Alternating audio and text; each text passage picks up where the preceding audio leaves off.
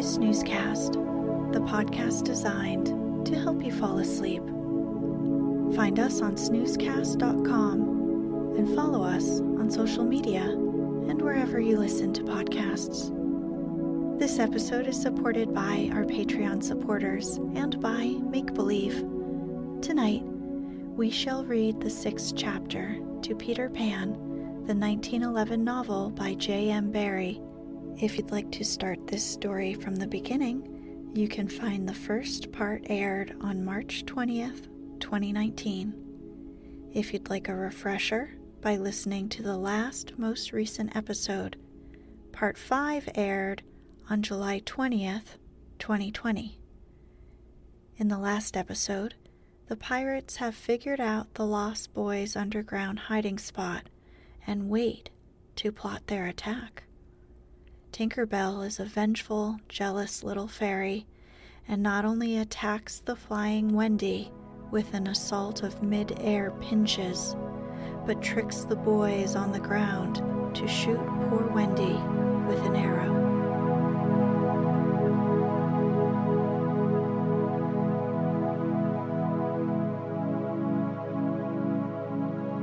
Let's get cozy. Close your eyes.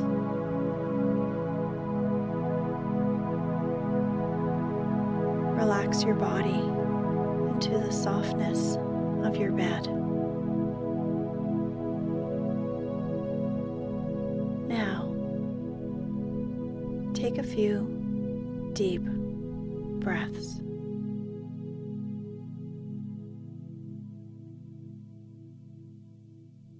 Chapter 6. The Little House.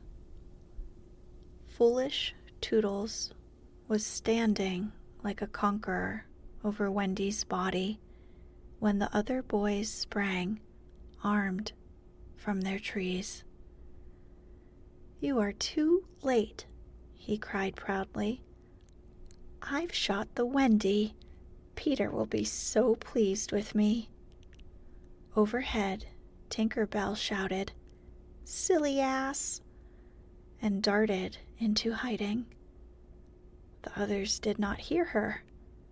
They had crowded round Wendy, and as they looked, a terrible silence fell upon the wood. If Wendy's heart had been beating, they would all have heard it. Slightly was the first to speak. "This is no bird," he said in a scared voice. "I think this must be a lady." "A lady?" said Toodles, and fell a-trembling. "And we have killed her," Nib said hoarsely. They all whipped off their caps. "Now I see," Curly said. "Peter was bringing her to us." He threw himself sorrowfully on the ground. "A lady to take care of us at last," said one of the twins. "And you've killed her." They were sorry for him, but sorrier for themselves, and when he took a step nearer them, they turned from him. Toodles' face was very white, but there was a dignity about him now that had never been there before. "I did it," he said, reflecting. "When ladies used to come to me in my dreams, I said, 'Pretty mother, pretty mother.' But when at last she really came, I shot her." He moved slowly away. "Don't go," they called in pity. "I must," he answered, shaking. "I am so afraid of Peter." It was at this tragic moment that they heard a sound which made the heart of every one of them rise to his mouth. They heard Peter crow. "Peter!" they cried, for it was always thus that he signaled his return. "Hide her," they whispered, and gathered hastily around Wendy, but Toodles stood aloof. Again came that ringing crow, and Peter dropped in front of them. "Greetings, boys," he cried, and mechanically they saluted, and then again was silence. He frowned. "I'm back," he said hotly. "Why do you not cheer?" They opened their mouths, but the cheers would not come. He overlooked it in his haste to tell the glorious tidings. "Great news, boys," he cried. "I have brought at last a mother for you all." Still no sound, except a little thud from Toodles as he dropped on his knees. "Have you not seen her?" asked Peter, becoming troubled. "She flew this way." "Ah me," one voice said, and another said, "Oh, mournful day." Toodles rose. "Peter," he said quietly, "I will show her to you." And when the others would still have hidden her, he said, "Back, twins. Let Peter see." So they all stood back and let him see. And after he had looked for a little time, he did not know what to do next. "She is dead," he said uncomfortably. "Perhaps she is frightened at being dead." He thought of hopping off in a comic sort of way till he was out of sight of her, and then never going near the spot any more. They would all have been glad to follow if he had done this. But there was the arrow. He took it from her heart and faced his band. "Whose arrow?" he demanded sternly. "Mine, Peter," said Toodles on his knees. "Oh, dastard hand," Peter said, and he raised the arrow to use it as a dagger. Toodles did not flinch. He bared his breast. "Strike, Peter," he said firmly. "Strike true." Twice did Peter raise the arrow, and twice did his hand fall. "I cannot strike," he said with awe. "There is something stays my hand." All looked at him in wonder, save Nibs, who fortunately looked at Wendy. "It is she," he cried. "The Wendy lady. See, her arm." Wonderful to relate, Wendy had raised her arm. Nibs bent over her and listened reverently. "I think she said, 'Poor Toodles,'" he whispered. "She lives," Peter said briefly. Slightly cried instantly, "The Wendy lady lives!" Then Peter knelt beside her and found his button. You remember she had put it on a chain that she wore around her neck. "See," he said, "the arrow struck against this. It is the kiss I gave her. It has saved her life." "I remember kisses," Slightly interposed quickly. "Let me see it. Aye, that's a kiss." Peter did not hear him.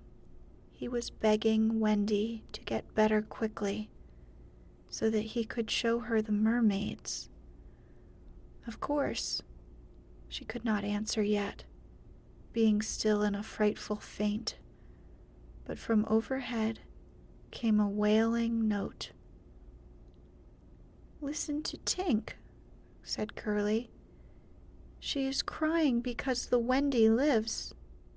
Then they had to tell Peter of Tink's crime, and almost never had they seen him look so stern. "Listen, Tinker Bell," he cried. "I am your friend no more.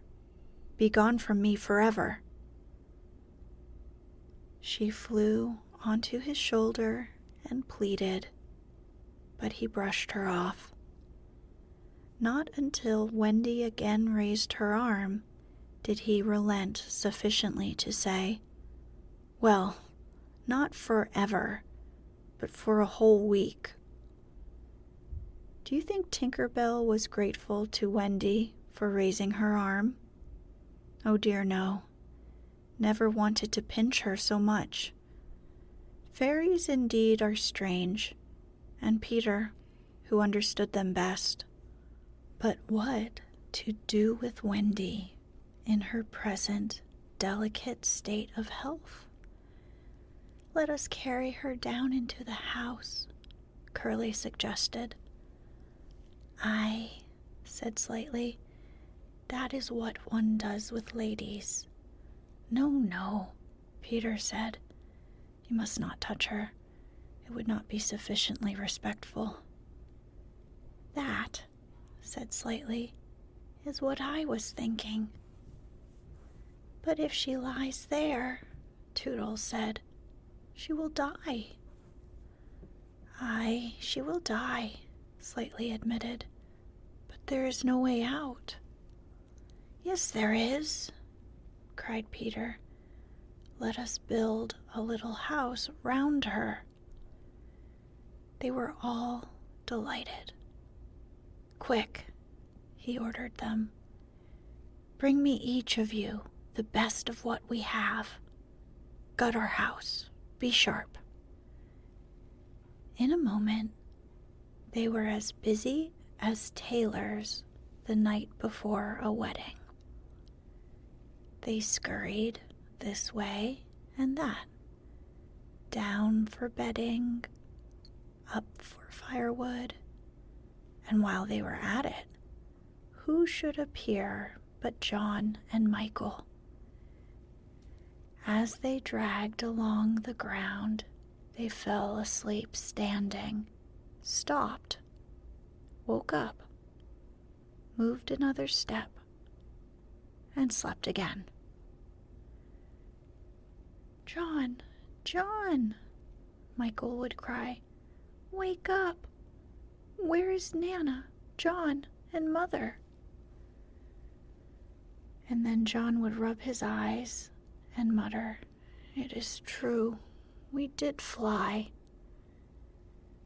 You may be sure they were very relieved to find Peter. "Hello, Peter," they said. "Hello," replied Peter amicably, though he had quite forgotten them. He was very busy at the moment, measuring Wendy with his feet to see how large a house she would need. Of course, he meant to leave room for chairs and a table. John and Michael watched him. "Is Wendy asleep?" they asked. "Yes." "John," Michael proposed, "let us wake her and get her to make supper for us." But as he said it, some of the other boys rushed on, carrying branches for the building of the house. "Look at them," he cried. "Curly," said Peter in his most captain-y voice, "see that these boys help in the building of the house." "Aye, aye, sir." "Build a house?" exclaimed John. "For the Wendy," said Curly. "For Wendy?" John said, aghast. "Why, she's only a girl." "That," explained Curly, is why we are her servants." "You? Wendy's servants?" "Yes," said Peter, "and you also. Away with them." The astonished brothers were dragged away to hack and hew and carry. "Chairs and a fireplace first," Peter ordered. "Then we shall build a house round them." "Aye," said Slightly, "that is how a house is built. It all comes back to me." Peter thought of everything. "Slightly," he cried, "fetch a doctor." "Aye, aye," said Slightly at once, and disappeared, scratching his head. But he knew Peter must be obeyed, and he returned in a moment, wearing John's hat and looking solemn. "Please, sir," said Peter, going to him, "are you a doctor?" The difference between him and the other boys at such a time was that they knew it was make-believe, while to him, make-believe and true were exactly the same thing. This sometimes troubled them, as when they had to make believe that they had had their dinners. If they broke down in their make-believe, he rapped them on the knuckles. "Yes, my little man," Slightly anxiously replied, who had chapped knuckles. "Please, sir," Peter explained, "a lady lies very ill." She was lying at their feet, but Slightly had the sense not to see her. He said, "Where does she lie?" "In yonder glade." "I will put a glass thing in her mouth," said Slightly, and he made believe to do it, while Peter waited. It was an anxious moment when the glass thing was withdrawn. "How is she?" inquired Peter. Said Slightly, "This has cured her." "Oh, I'm glad," Peter cried. "I will call again in the evening," Slightly said. "Give her beef tea out of a cup with a spout to it." But after he had returned the hat to John, he blew big breaths, which was his habit on escaping from a difficulty. In the meantime, the wood had been alive with the sound of axes. Almost everything needed for a cozy dwelling already lay at Wendy's feet. "If only we knew," said one, "the kind of house she likes best." "Peter," shouted another, "she is moving in her sleep." "Her mouth opens," cried a third, looking respectfully into it. "Oh, lovely." "Perhaps she is going to sing in her sleep," said Peter. "Wendy, sing the kind of house you would like to have." Immediately, without opening her eyes, Wendy began to sing. "I wish I had a pretty house, the littlest ever seen, with funny little red walls and roof of mossy green." They gurgled with joy at this, for by the greatest good luck, the branches they had brought were sticky with red sap, and all the ground was carpeted with moss. As they rattled up the little house, they broke into song themselves. "We've built the little walls and roof and made a lovely door. So tell us, Mother Wendy, what Are you wanting more? To this, she answered, greedily. Oh, really, next I think I'll have gay windows all about, with roses peeping in, you know, and babies peeping out. With a blow of their fists, they made windows, and large yellow leaves were the blinds. But roses? Roses, cried Peter sternly. Quickly they made believe to grow the loveliest roses up the walls. Babies? To prevent Peter ordering babies, they hurried into song again. We've made the roses peeping out, the babes are at the door. We cannot make ourselves, you know, 'cause we've been made before. Peter, seeing this to be a good idea, at once pretended that it was his own. The house was quite beautiful, and no doubt Wendy was very cozy within, though, of course, they could no longer see her.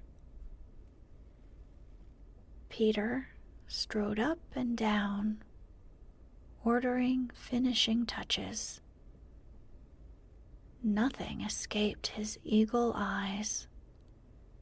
Just when it seemed absolutely finished. There's no knocker on the door, he said. They were very ashamed, but Toodles gave the sole of his shoe, and it made an excellent knocker. Absolutely finished now, they thought. Not a bit of it. There's no chimney, Peter said. We must have a chimney. It certainly does need a chimney, said John importantly.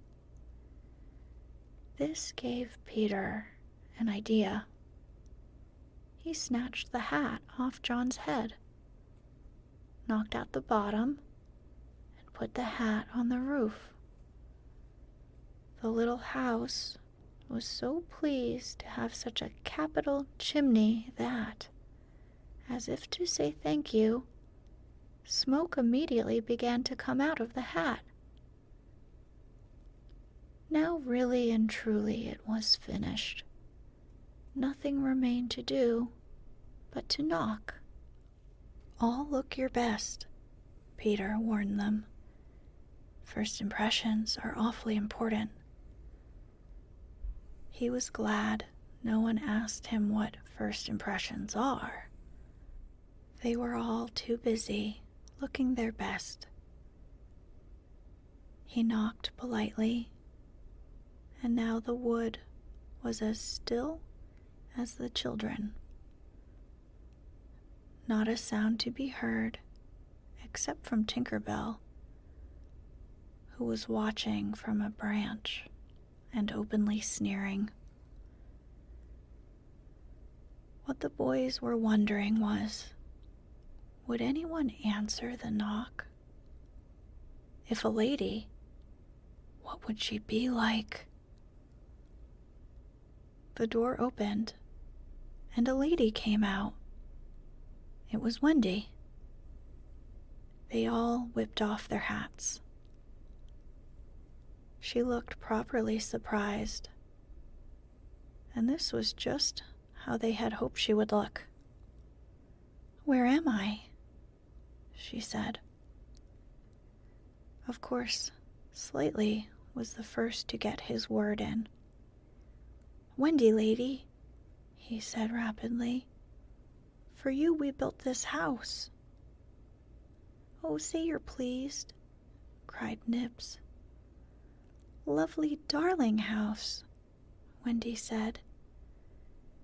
and they were the very words they had hoped she would say.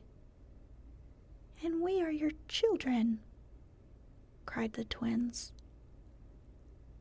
Then all went on their knees and, holding out their arms, cried, "Oh, Wendy, lady, be our mother." "Ought I?" Wendy said, all shining.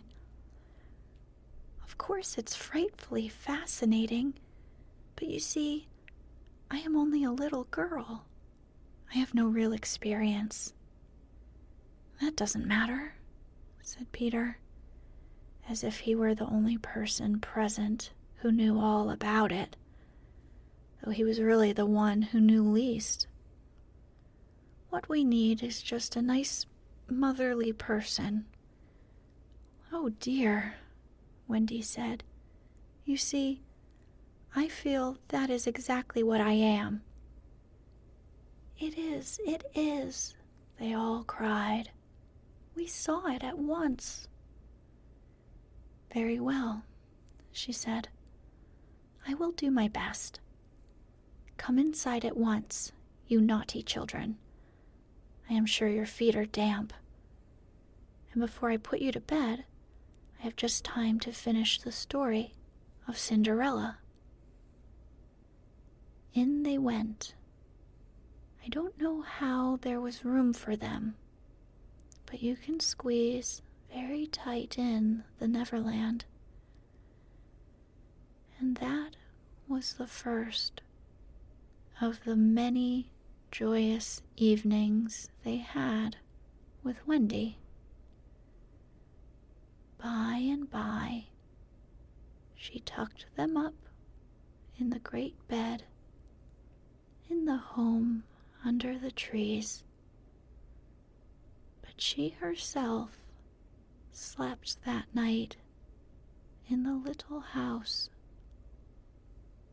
and Peter kept watch outside with drawn sword, for the pirates could be heard carousing far away, and the wolves were on the prowl.